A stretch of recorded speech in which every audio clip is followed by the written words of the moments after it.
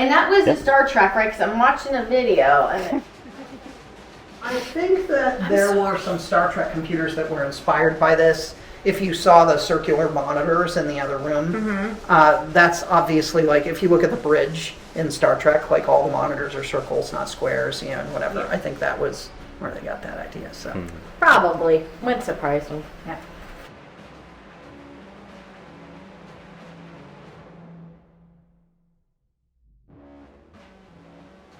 Hallway. Got some magazine covers for you. You can look at some inspiring computer art on the way.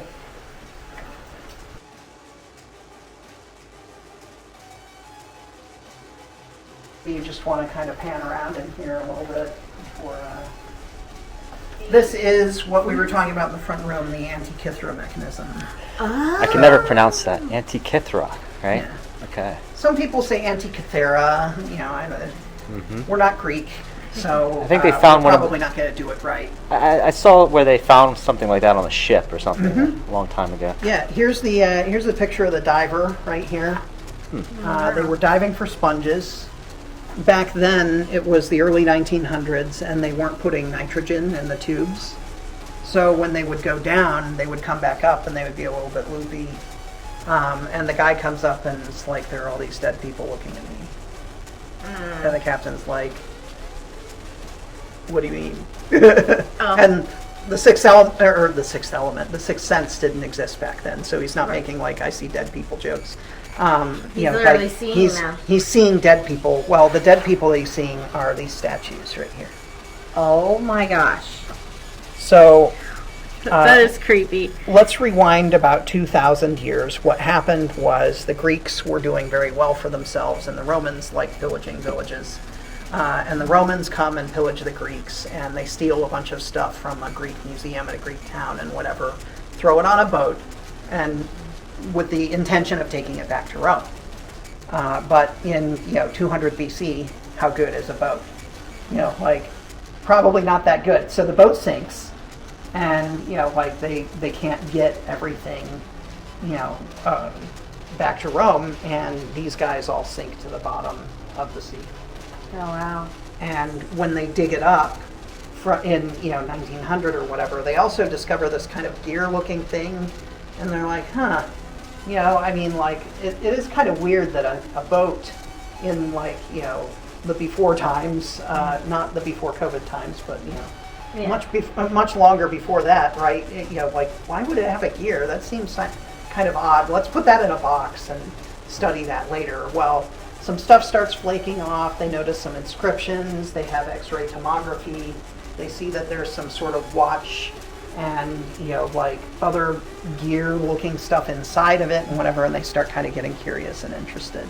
And that's when another guy does a 3D replica in CAD, and that one, in theory, could be 3D printed, but I think he didn't want anyone to print it, so there aren't any replicas that look quite like his. But then other people get really curious, and there's like 1,000,001 people on YouTube now that like building things from scratch. Yeah. So we got this one from Dave Goodchild, and he built this woodworking and all very beautifully by scratch from hand. And this is number 4, so he's done this once or twice before. In fact, 3 times. So it can tell you where the constellations are in the sky and the planets, the current moon phase.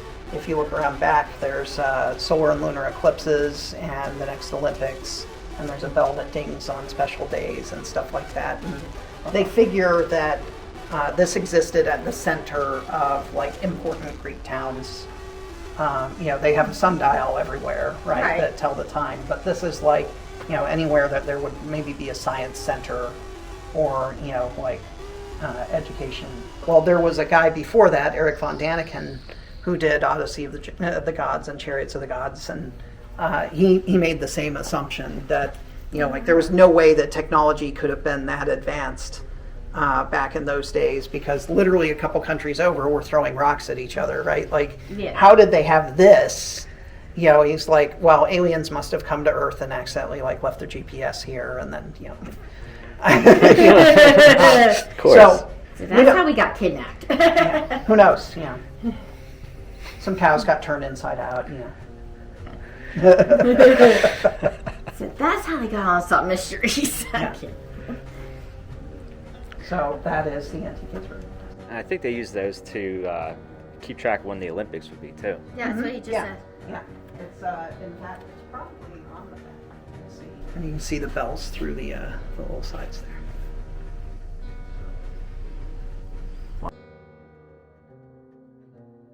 Wow. About Okay. so this clock is a master clock. All right. And there are, like it controls clocks. Like you probably in school, did you ever like look up at the clocks and every once in a while when the time was wrong, they'd move the arms automatically Yeah. to correct I've seen that, themselves yeah. and whatever. This is one of those correctional clocks. Oh, okay. So this is the clock that keeps the definitive time or whatever, and then the other clocks, like are the ones that would have been in the classroom or whatever. So this would have been like I don't know, in the principal's office or something. And if you adjust the arms on this, it will send a signal to all of the other clocks, and they will adjust too. That's So- crazy. That's really what this neat. guy is. Well, and clock Yeah. sync is very important in computers because they need to keep synchronized with each other. That's true. and with all the parts inside of them. Like they will have a communication breakdown if there's some kind of time sync issue. Yeah. Yeah. And lots of things that are, for example, encryption based now, like when you dial into your online bank or go to your online bank's website or whatever. All of the encryption that goes between the two computers might be based on time, or they might use time as a security method. Like, they might be like, well, that answer came too late. Right. Like that's no another longer computer valid. trying to hack. You've got your computer will freak out that you're not, that your clock isn't set right. So, like you'll go to a website that has like a secure website, and it'll be like, someone's trying to do something nasty or like something like that, and then you like notice that your clock is wrong or something like that, and you set your clock and whatever, and suddenly the website works, and you're like, what was that error message? I don't know. But most operating systems these days will actually try to go out on the internet and actually synchronize your clock with like, a government clock or the atomic clock or something like that. So there are time servers that literally serve just the time all the time. Crazy. That's awesome. I never really thought of that.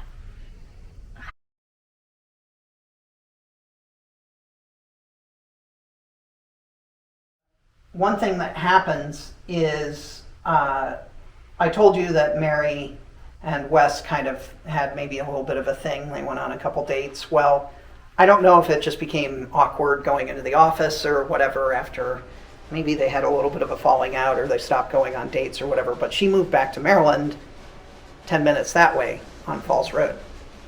Oh, wow. And I guess you came from the north, so you didn't pass the exit, but most people when they come here, they pass the Falls Road exit on the way to the museum and whatever. So that's literally the road off of which she lived. And this picture is her in her house with the computer right behind her because she got to take it home. And she was the first person that we know of that ever did it.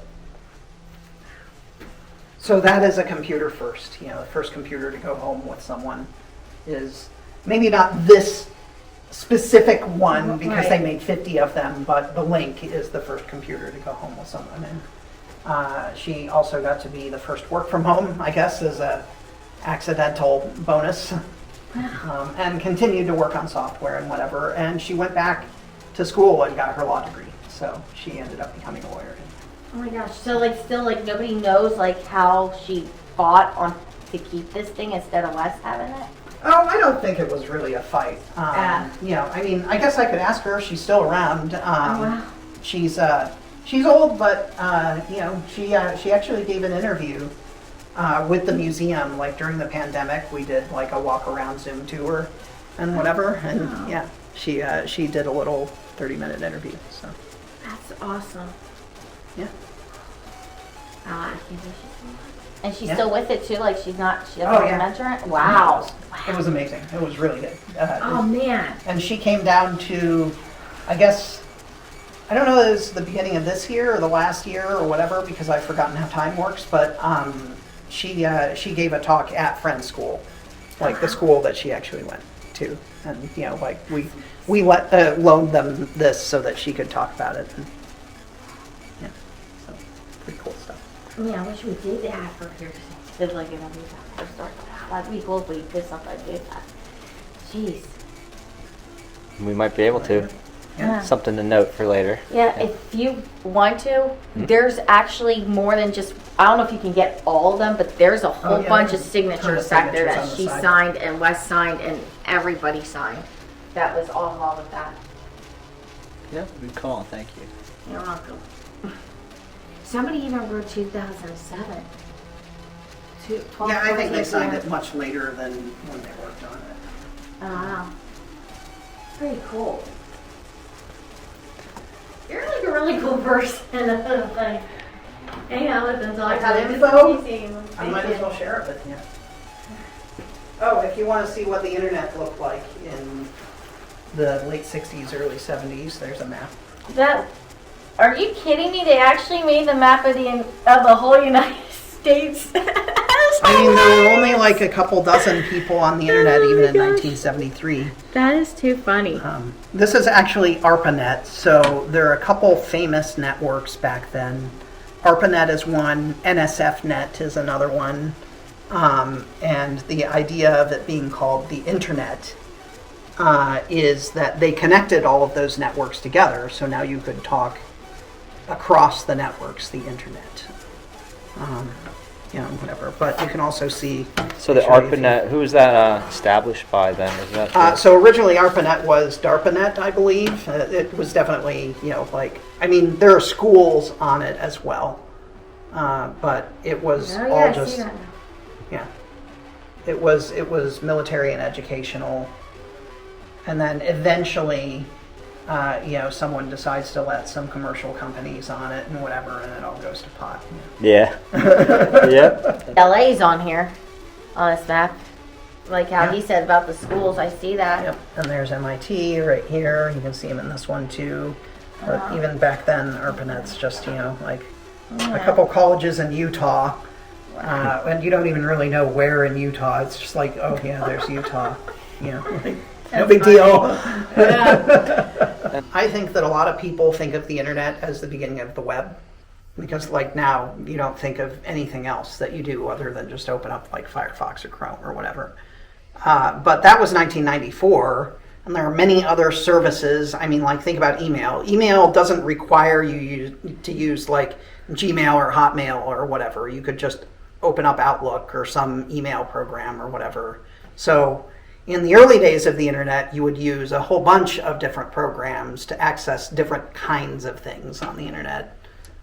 You know, and this is like, I'm sure some computer nerd is watching is like, of course, you know, but, you know, like, I think it's maybe not immediately apparent to a lot of people that, you know, like there was a time before a browser and we were still excited for the internet. And, you know, like there were applications where you would still click on things and do things and go places, even though there was no, you know, like back then, it would have been NCSA Mosaic or Netscape or something like that you would have used instead of Firefox. You know, so, and I'm using Firefox as an example because Firefox is from Mozilla and Mozilla is offshot from the Netscape team and whatever. So, you know, like there's this whole string of evolution, but before that, there was something called Gopher. And the idea was instead of like, you know, the World Wide Web is obviously like, okay, a spider web because everything's so connected and whatever and looks like this. Gopher, the idea was there was an underground network of like, you know, hedgehog tunnels or groundhog tunnels or whatever. And you would pop up out of a gopher hole and see something. And then you'd go to another gopher hole and see something. And like, that was the analogy that they were trying to use with Gopher. And there was another one called WAIS, which is Wide Area Information System. Gopher, they Haven't almost heard of make it either sound of like those. it's whack-a-mole. Like for real. A gopher is a distributed document delivery service. It allows you to go for online information, read documents, retrieve graphics, and access other computers on the internet using menus that are very easy to follow and understand. Gopher is a program, kind of like a database, that's run in computers called Gopher servers. Now remember, a server is a computer that can be accessed by many users all at once. There are now over 6,000 Gopher servers on the internet. On your computer, the software you use to access a Gopher server. Yeah, if the site went down, maybe it, was whack-a-mole. Yeah. Let me put it this way. It's a lot like going out for fast food. At the counter, you choose what you want from an easy-to-understand menu. You're the client. They take your order and serve you a hamburger. They're the server. At the same time, they can serve a hamburger to the clients in the line next to you and the clients next to them, and they do this from locations all over the world. Sounds a little crazy, but that's pretty much the way the Gopher client-server relationship works. Oh yeah, because Firefox. I mean, I think a lot of people still use that, so that's why I'm familiar with Firefox. But with all these other stuff, Yeah. I'm still using Firefox in the back. Pretty cool. So another room that we should hit really fast Okay.